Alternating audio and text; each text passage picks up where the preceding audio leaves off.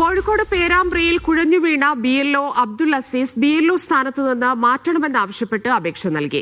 Village ഓഫീസർക്കാണ് അപേക്ഷ നൽകിയത്. അപേക്ഷ ജില്ലാ കലക്ടർക്ക് കൈമാറി. അബ്ദുൽ അസീസ് ആശുപത്രിയിൽ തുടരുകയാണ്.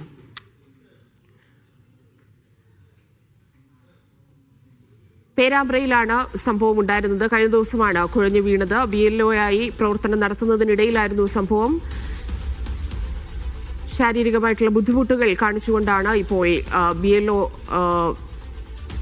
കാര്യങ്ങളിൽ നിന്ന് മാറ്റണം എന്ന് ആവശ്യപ്പെട്ടിരിക്കുന്നത്. ടി നന്ദഗോപാൽ ചേരുന്നുണ്ട്. നന്ദഗോപാൽ, ഈ അപേക്ഷ പരിഗണിക്കാനുള്ള സാധ്യതയാണ്?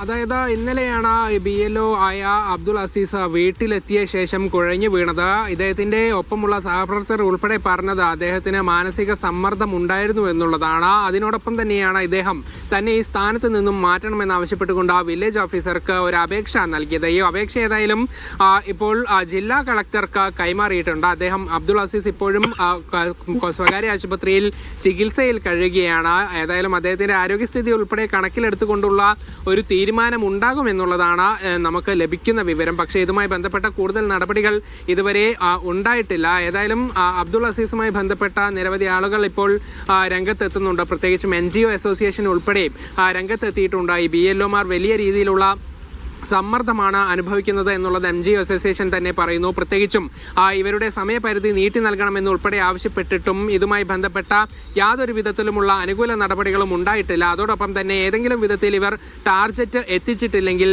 രാവിലെ ഉൾപ്പെടെ നടക്കുന്ന ഓൺലൈൻ മീറ്റിംഗിൽ ഉൾപ്പെടെ ഇവർക്കെതിരെ വലിയ രീതിയിലുള്ള വിമർശനം ഉയരുന്നു. അങ്ങനെ വലിയ സമ്മർദ്ദം ഉണ്ടാക്കുന്ന ഘട്ടത്തിലൂടെയാണ് ഇവർ കടന്നു പോകുന്നത്. ഇതിൽ അടിയന്തര നടപടി വേണമെന്നുള്ളതാണ് NGO അസോസിയേഷന്റെ സംസ്ഥാന നേതൃത്വം ഇപ്പോൾ ആവശ്യപ്പെട്ടിരിക്കുന്നത്.